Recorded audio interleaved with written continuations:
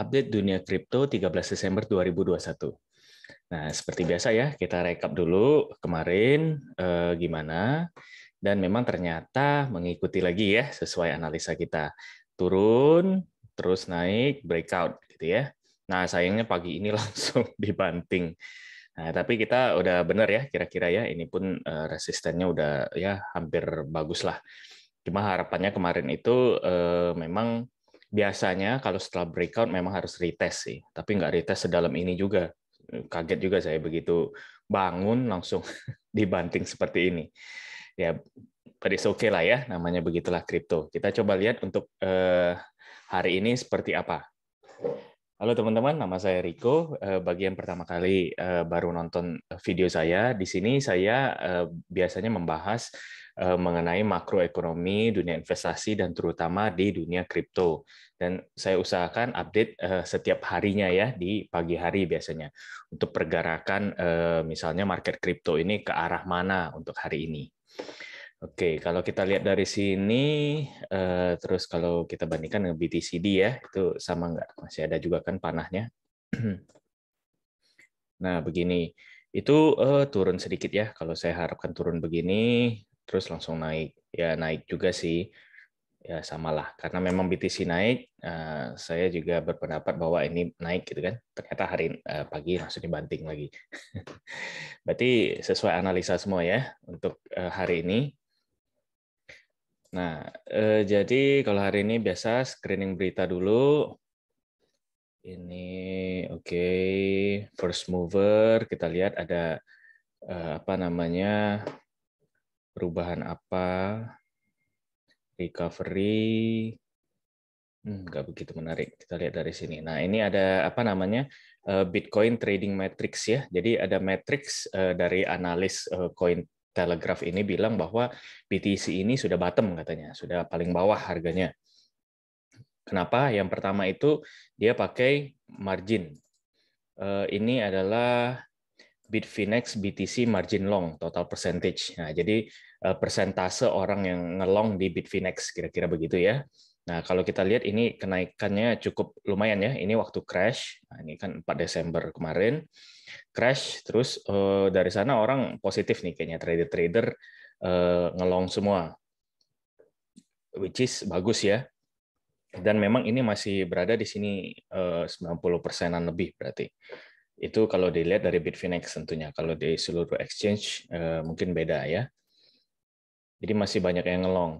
Sebenarnya ini ada positif ada negatifnya. Karena kalau misalnya apa namanya? Kalau misalnya memang banyak yang ngelong, apalagi kalau leverage-nya terlalu besar, itu takutnya nanti ada long squeeze. Nah, bisa ngedip jauh gitu ya. Nah, saya harapkan sih ya trader sekarang lebih pinter lah gitu ya. Leverage jangan terlalu besar, dipikirkan resiko likuidasinya dan lain-lain. Ada satu matriks lagi, ini namanya Deribit BTC Options 25% delta skew. Nah, ini apa namanya options market gitu ya. Nah, 25% delta skew ini membandingkan antara call atau buy gitu ya dan put option. Nah, jadi kayak ya kalau kita simpelnya long sama short lah ya bagi yang belum mengerti. Nah, indikator ini bakal berubah menjadi positif ketika ketakutan gitu ya. Kalau misalnya sebaliknya, kalau market maker-nya bullish, berarti ini akan menjadi negatif. Nah, kalau sekarang sih lihatnya itu masih di sini sih ya, daerahnya masih di netral gitu. Jadi di 0, ini memang positif sebenarnya, tapi nggak positif tinggi gitu ya. Jadi mendekati apa namanya bottom gitu ya. Ini bisa dilihat ya, readings between -8 dan +8% itu biasanya netral gitu. Jadi dalam 3 hari ke belakang ini itu options market maker itu dan whales menunjukkan fear kalau dia bilang ini. Dan ini mentok ke 10%. Tapi sekarang sudah turun, jadi good sign gitu ya, karena tadi negatif berarti bullish gitu. Jadi turunnya, dropnya cukup banyak, Nah, itu sekarang berarti kelihatannya, walaupun kalau kita membaca ini kita masih netral, tapi sudah trennya ke sana gitu ya. Dari sana mungkin naik lagi ya bisa juga gitu ya, tapi apa namanya, dia kan membuat artikel ini atau analisa ini itu kan 5 jam yang lalu ya, dan 5 jam yang lalu itu memang masih bullish banget BTC. Sempat 50.000 dan lain-lain itu tadi kan ya, belum dibanting seperti sekarang. Nah, oke, kalau dari berita itu mungkin itu ya sejauh ini. Kalau dari sini sepertinya ya ini banyak membicarakan mengenai top berapa most influential segala macam ya, karena mau tutup tahun ya biasalah. Coba kita lihat highlight dari beritanya supaya kita lihat apa namanya, kira-kira ada sentimen apa gitu ya, negatif atau positif. Poin Telegraph juga boleh.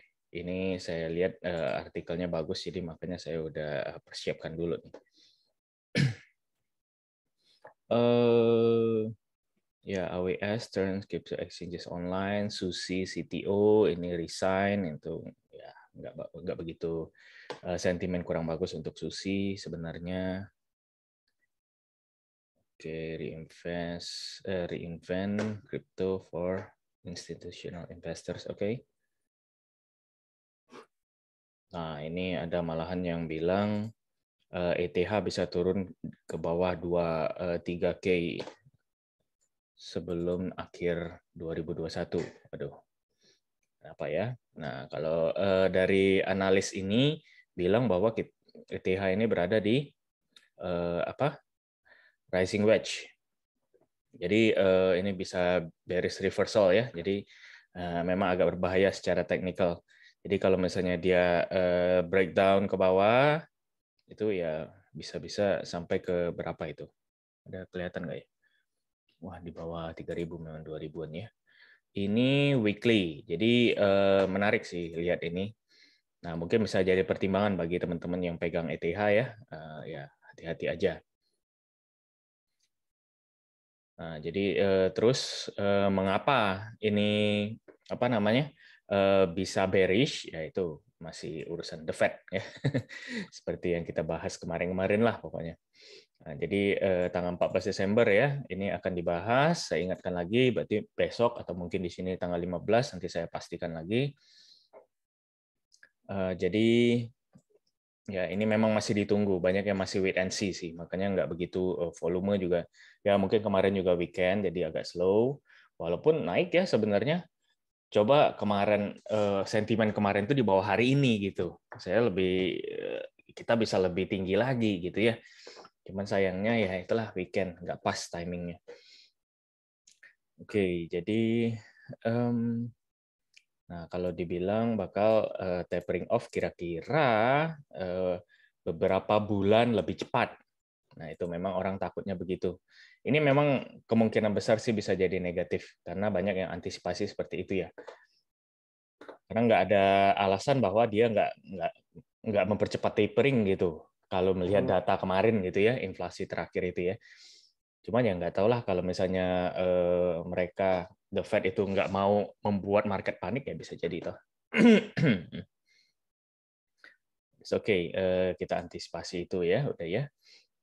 Terus, oh ya kemarin itu Prime Minister, Perdana Menteri India itu ada Twitter hack dalam beberapa menit gitu ya, yang bilang bahwa wah India mengadopsi Bitcoin legal tender gitu.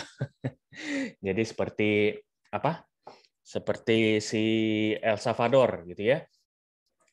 Padahal ya enggak, itu cuma dihack.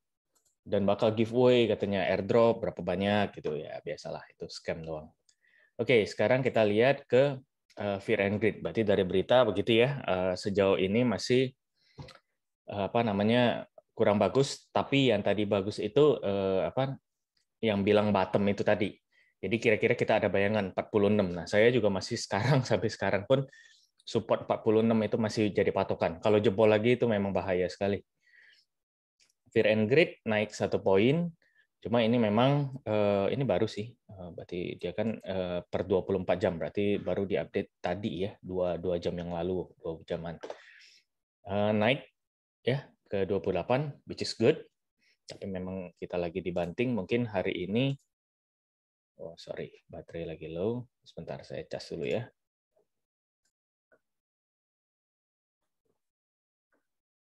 Nah, terus kita lihat secara on-chain, saya rasa kalau baru diupdate ini pasti sangat bearish ini.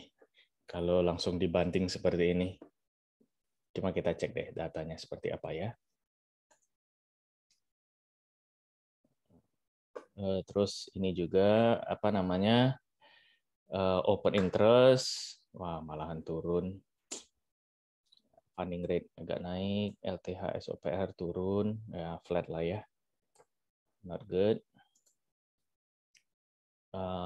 Ini whales akumulasi enggak, kita lihat apakah mereka ada akumulasi. Trennya masih naik ya, tapi ini kan per hari. Kita coba lihat per jam. Harga lagi drop, ada kenaikan lagi. Kalau tadi itu apa namanya kemarin kita lihat itu naik ini ya, terus flat. Nah ini mulai naik lagi. Oke, masih bagus lah ya. Jadi kalau apa namanya bisa saya simpulkan sejauh ini itu memang whales kayaknya melihat sama gitu. Kira-kira 46 ini udah bottom lah kemungkinan. Nah, whale inflow juga semakin kecil gitu ya. Ini inflow ke exchange. Jadi ya semakin kecil semakin bagus gitu. Berarti banyak yang ditarik ke wallet. Kalau kita lihat dari exchange reserve, stok BTC di exchange, ya Bitfinex ini saya juga bingung banyak sekali. Binance masih terus turun. Oke, ini agak mix memang. Kalau kita lihat all exchange itu masih dalam keadaan turun ya. Nah, itu berarti kita ambil kesimpulan di situ aja. Supaya lebih jelas gitu. Nah, kan trennya turun ya. Jadi ini bagus. Kalau whale inflow ini juga bagus tadi ya. Nggak banyak, malahan menurun, ya cenderung flat lah.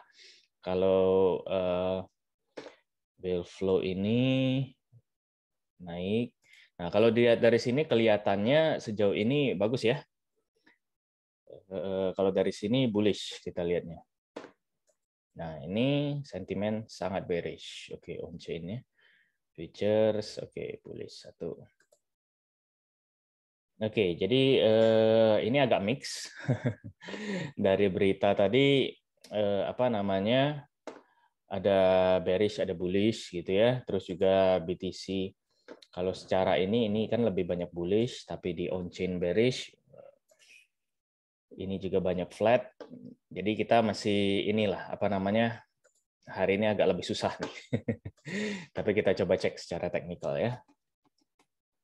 Karena ini banyak apa namanya mix sinyal. Wah cantik sekali. Kemarin langsung naik, wah langsung di drop. Nah saya rasa ini apa namanya dropnya ini disebabkan oleh miners jualan. Karena kemarin itu saya dapat alert sebenarnya gitu ya.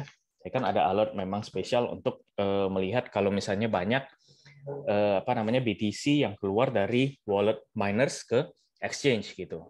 Jadi masuk ke exchange. Nah, tapi saya bingungnya kemarin tuh kok malah rally gitu ya. Padahal saya pun di VIP saya nge-short gitu dan kena SL. Ya itu apa boleh buat gitu ya. Jadi ternyata mereka memang menunggu harga peak gitu ya menurut saya ya. Jadi makanya mereka pagi ini mungkin dia udah lihat trennya oke ini udah peak, hajar baru jualan. Apa boleh buat.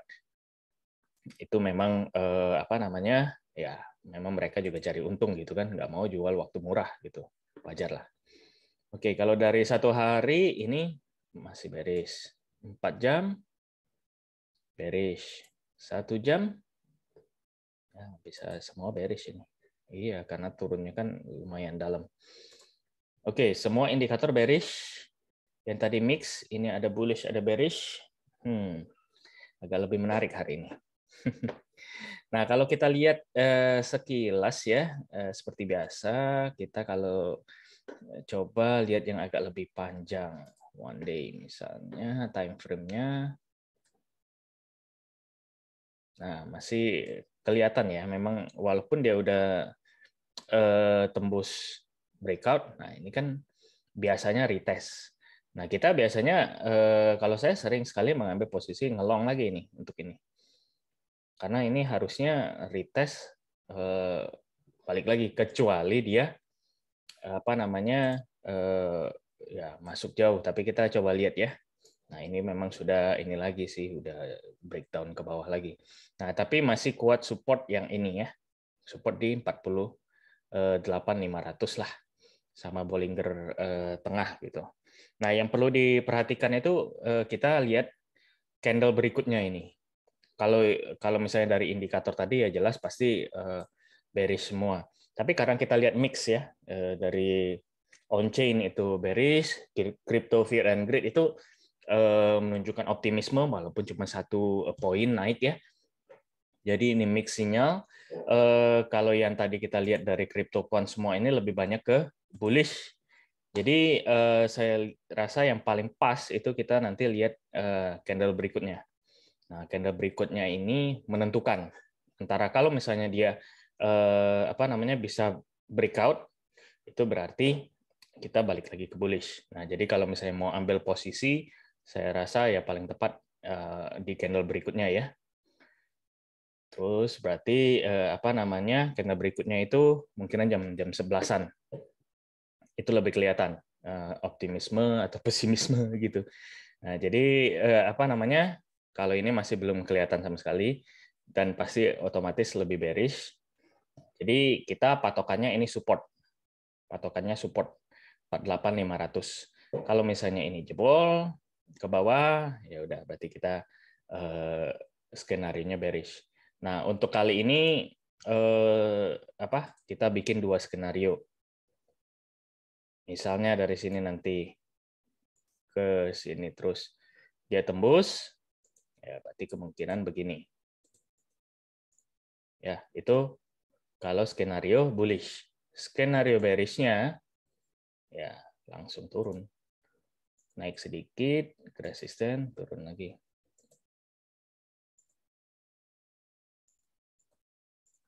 Ya, itu ya. Ini saya bedakan. Jadi merah sama kuning. Nah, ini karena mix, memang saya nggak berani bilang satu direction, satu arah. Ini jadi kalian patokan sendiri aja, lihat 48.500 ini jebol atau enggak di candle berikutnya ini ya, karena ini udah mengkerucut sekali. Jadi udah jelas banget ini bearish pennant ini jebol atau enggak. Jadi penentuan candle berikutnya. Nanti lihat di jam 11 arahnya kemana kira-kira ya. Jam 11 siang ya berarti hampir-hampir jam Eropa lah, lebih kelihatan trennya.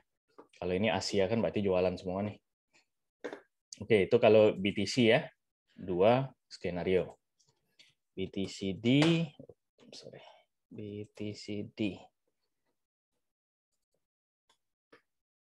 dominasi itu seperti kita lihat masih bermain di daerah resisten kemarin, sekarang sudah dijadikan support. Nah, kemungkinan kalau pergerakan BTC cukup ekstrim, nah itu bisa menurut saya lebih ke arah naik. Jadi hati-hati, ini kurang bagus untuk altcoin ya.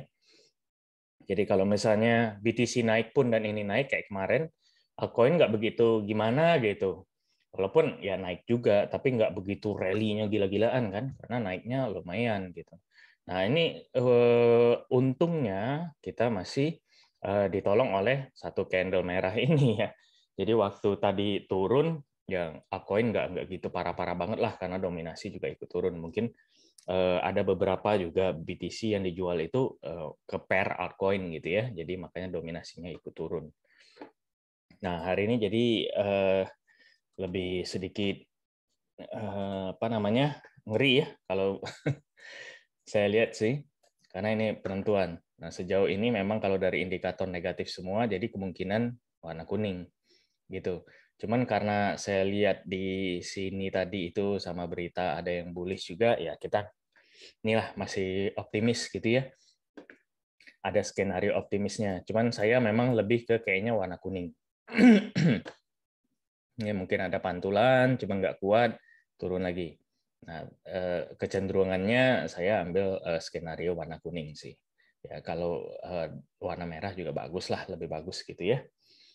Jadi hati-hati aja, cuman good news-nya tadi kalau berdasarkan 2 metrik itu, berarti ini di 4 Desember itu kan kita, apa namanya, sudah, 4 Desember berarti ini ya.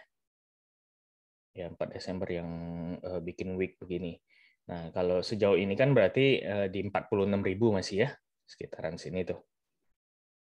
Kalau week kemarin itu karena banyak long liquid, jadi ya cepat gitu ya. Turun cepat ya, tapi naiknya cepat. Berarti mungkin banyak yang bikin buy wall di sini. Ya, itu boleh dicek juga, saya belum cek sih. Kalau misalnya memang banyak yang berpikir bahwa bisa lebih dalam, ya kita hati-hatilah. Nah, kalau misalnya kita lihat ETH, kayak tadi ya orang bilang rising wedge itu dia pakai time frame berapa tadi? Weekly mungkin, jadi nggak begitu ini. Oke lah, tapi apa namanya? Ya hati-hati deh yang pegang ETH kalau bisa sampai bawah 2.000 itu gila sih. Kalau di bawah di bawah 3.000 itu berarti mungkin BTC 40 ribuan lagi ya, 40.000 ke bawah mungkin. Nah, itulah. Tapi yang pasti ya kalau ETH memang lebih bearish karena sudah tembus Bollinger Tengah ini.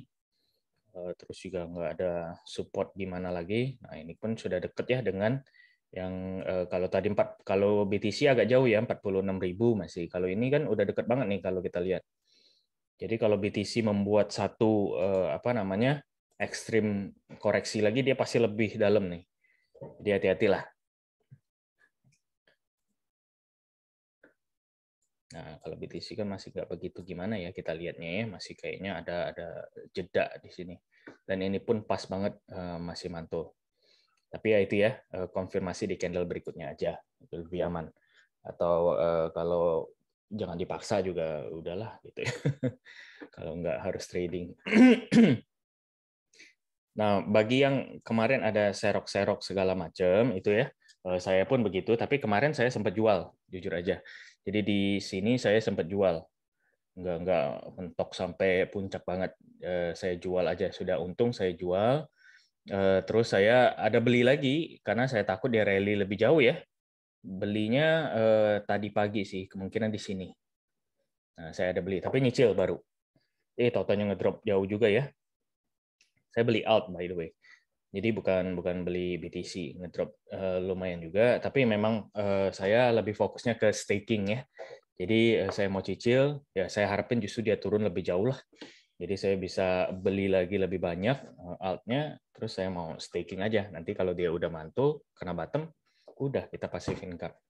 Nah, kira-kira begitu. Apa namanya? Planning saya gitu. Cuman ya kita perlu tahu seberapa dalam itu ya. Oke, semoga jelas ya. Memang hari ini nggak begitu apa namanya pasti arahnya, tapi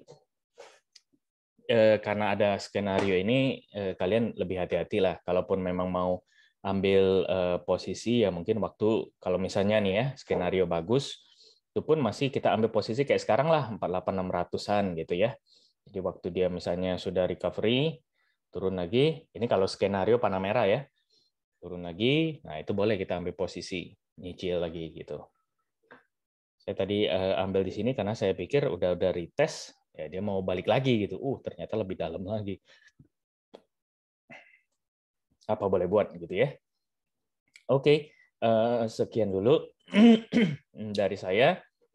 Semoga bermanfaat ya. Hati-hati, stay safe di market, terutama mungkin jam-jam nanti malam ya. Kalau jam Amerika itu gocekannya lebih parah biasanya. Terus kalau misalnya ada pertanyaan atau komentar bisa tulis di kolom komentar ya, dan juga jangan lupa like dan subscribe dan share video ini ke teman-teman yang lain supaya mereka juga bisa mendapatkan manfaatnya. Terima kasih.